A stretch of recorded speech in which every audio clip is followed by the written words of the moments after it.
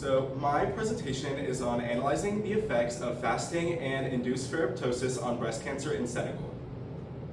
So starting off, what is breast cancer? Breast cancer is one of the most deadly types of cancer, with an over 80% of cases being invasive ductal carcinoma, where a tumor grows in the milk-producing ducts. And it is estimated that 1 in 8 women are diagnosed with breast cancer, while being the most common kind of cancer within 157 countries out of 195 countries. Now, the World Health Organization, or WHO, has estimated over 2.3 million cases worldwide right now, with 685,000 deaths per year, and an estimated 317,000 new deaths or new cases per year in 2022. So here is a map of disease prevalence in the world of breast cancer. And the darker it gets, the more cases there are, with it ranging from like nearly white, from 4.6 cases to 27.8 cases per 100,000 people, to about 71 to 105 cases per 100,000 people. Now, Senegal is in light blue. However, that doesn't mean that it should be less studied, just based off of the geological and socioeconomic factors that affects its people every single day. With city hospitals suffering from massive overcrowding due to rural hospitals, only 3% of rural hospitals have or can perform complex procedures such as surgery. And many people just can't afford it because of pyramid schemes with insurance scams, or it is just simply too expensive. Also, different hospitals don't get enough funding due to lack of political efficacy, as many statutes are placed in Senegal to effectively distribute different kinds of sources, electricity, and different kinds of procedures, and like such as chemotherapy. But none of these have been actually advanced or implemented throughout Senegal whatsoever. Now, again, here, just like I'm restating, only about 3% of rural areas have access to essential procedures like surgery, and much overcrowding, financial restraints like insurance scams, screening and imaging delays, poor upkeep of machinery, with about 42% of delays in Senegal come from the poor upkeep of machinery and electrical failure throughout hospitals countrywide. And some of the most common treatments towards cancer is just chemotherapy. Now, here is a basic model that I use from Drexler et al., and that is the base model that I decided to use. This entire equation right here just models the total tumor growth affected just by chemotherapy. And here is the parameters that I'm going to use further on in my paper, with alpha standing for tumor growth rate, V for natural necrosis rate, mu for the dietary suppression, beta for the effectiveness of the chemotherapy, F for the ferroptosis drug that I decided to use, ED50, which is the half-life of chemotherapy, EF50, which is the half-life of the ferroptosis drug, and then X3, which is the drug concentration of chemotherapy, and then X5 is the ferroptosis drug concentration. Now, for the conditions that I have set, so all parameters have to be positive for it to be biologically sensible, such as, and then for my modifications, I added a diet variable to the basic model. Also, a ferroptosis variable has been added to the basic model as well. Now, here is a Jacobian matrix. Jacobian matrices are commonly used for stability analysis to provide information about the behavior of a system near an equilibrium point and determine if the equation is either stable or unstable. And here is the Jacobian matrix of the basic model from Drexler et al. And so if both eigenvalues are negative, that means it is asymptotically stable. However, if one value is positive and one value is negative, that means it is a saddle point, where in very rare cases can it be stable, but in most cases it will be unstable. Now here are my parameters again, just showing the value this time with also the units either per day or in milligrams over kilograms. Now here is the eigenvalues for the basic model from Drexler, and as you can see, both values are negative. This means that it is asymptotically stable, which proves its validity and stability, allowing me to furthermore edit it to my liking to increase chemotherapy effectiveness. Now here is the graph of just Drexler's equation. As you can see, this is the tumor growth using Drexler's model. On the y-axis, it is the tumor size, and on the x-axis, it is days in total, going from 0 days to about 60 days, which should be about a year. As you can see, it starts out at like the top at 1, and then steadily goes down and decreases to about, and hits 0 at about 20 days.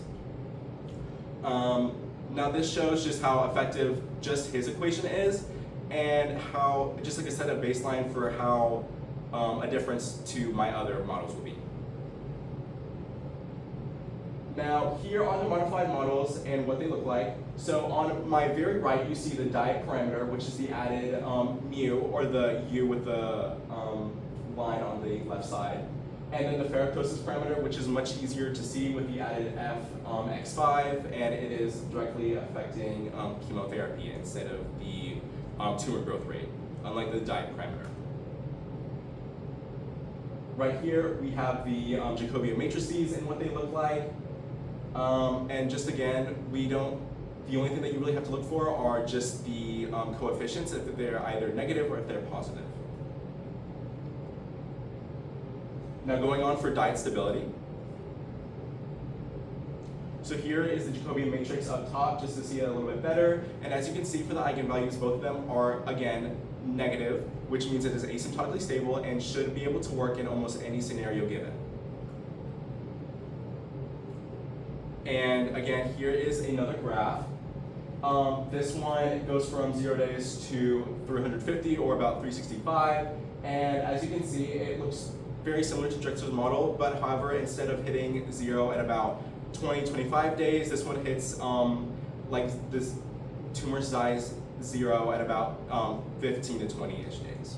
And it stays 0 for the rest of the time. Moving on to the ferroptosis stability. So ferroptosis, here is the Jacobian matrix again up top, and the eigenvalues on the bottom. Here, there's a difference between the last two that I've shown you, with one value being positive and one value being negative. This means that the equation is a saddle point, which means in most cases it will be unstable, which was different than what I believed to be. And then here is the graph of what it looks like. Again, it starts at 1 and then very sharply goes down to about 0 at about 15-ish days. However, compared to the other two models, it does have a spike up at around like 340 days, going back up to about 0.4 and seeming to be leveling off. This could be due to ferroptosin chemotherapy not working as much, as the tumor could essentially gain resistance towards the drugs and the different kinds of medications the patient could be given. However, this could be directly negated by just increasing dosages. Now here is the final model that I created, just adding both the diet affecting the tumor growth straight up, and then ferroptosis straight up affecting just chemotherapy. And then here is the Jacobian matrix of it. And then the final stability.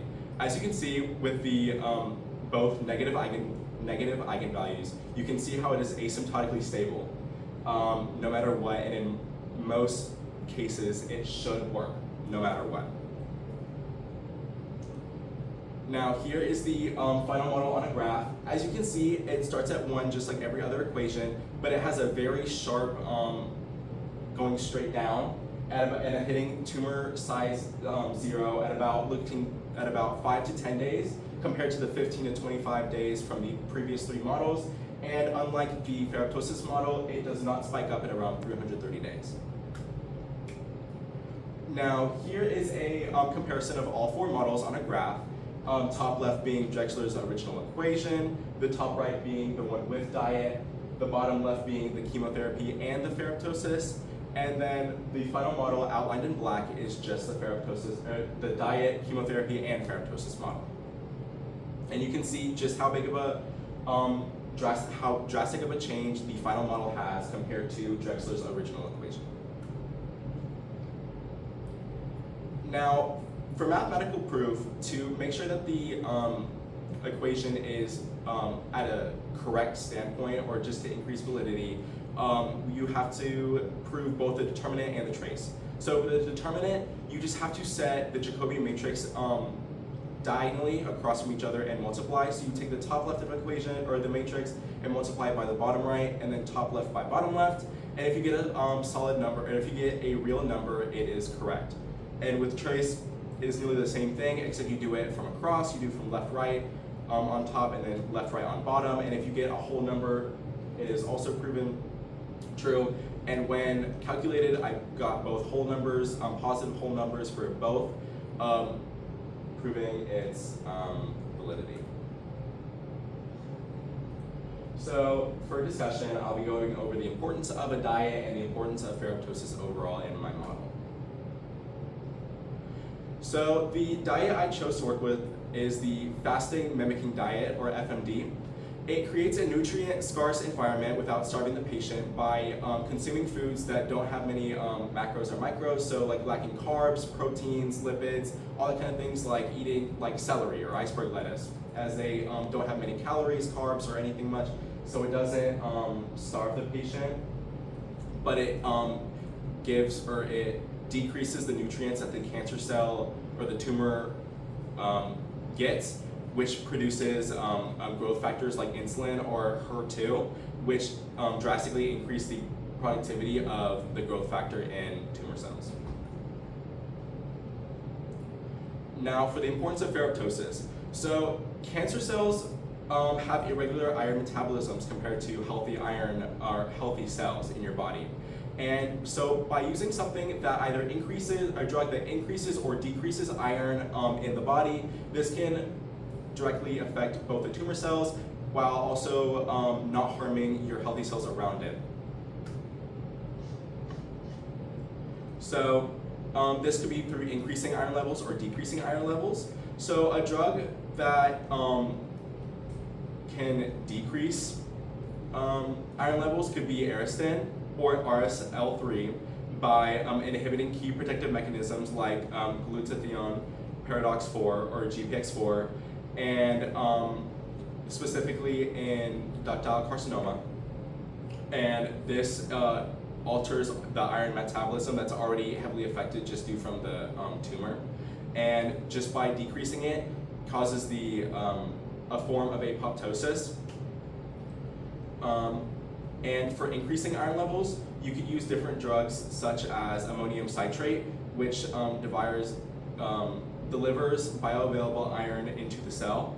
And elevated iron amplifies lipid peroxidation and oxidative damage, which pushes vulnerable cancer cells towards ferroptotic death, similar to apoptosis.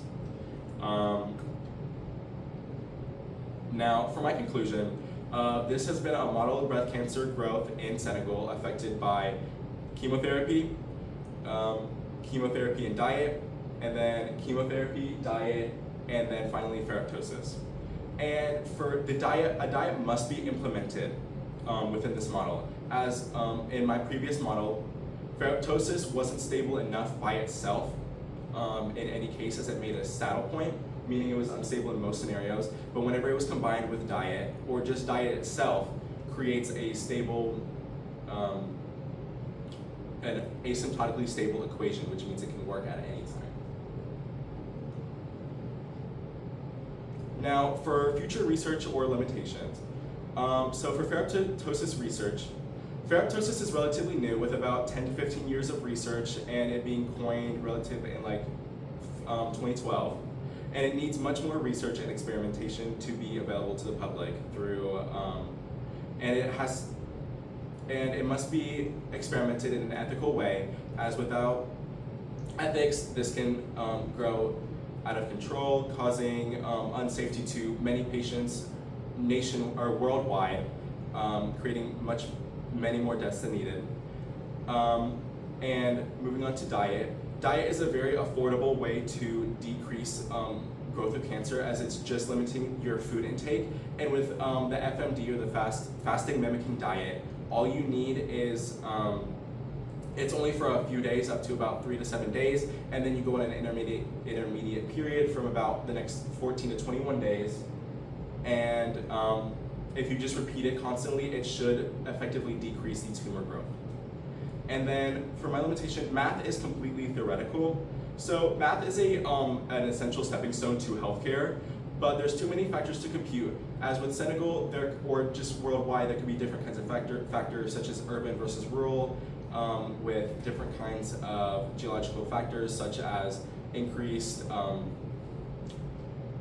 carbon emissions from cars, or just geological factors being able to get to a hospital or not. And it serves on a baseline, and different kinds of procedures require, or different people need different kinds of treatment. And so that means this equation can be differentiated based on the person's needs, no matter what. Thank you. And then here are my references. Wonderful. So, Chase, how did your initial exploration of the scholarly conversation lead to your final research question or project goal? Okay, so my initial exploration showed that while chemotherapy remains a standard breast cancer treatment, there's still growing interest in non-traditional therapies such as like the FMD, or the newer ferroptosis-inducing drugs. This gap in combined metabolic and oxidative strategies led me to ask how these interventions could work together to impact breast cancer growth.